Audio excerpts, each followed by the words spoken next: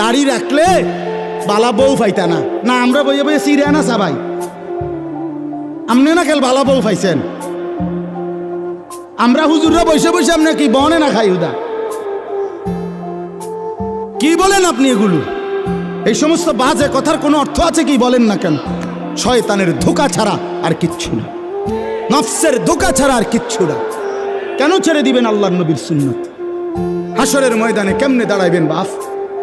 নবীজি সাল্লাল্লাহু আলাইহি সাল্লাম জিজ্ঞেস করবে, উম্মত 23টা বছরে আমি তোর কাছে ইসলাম বুঝাবার জন্য পিঠটা ঝাঁঝরা করে ফেলেছি তায়েফের পাথরের আঘাতে।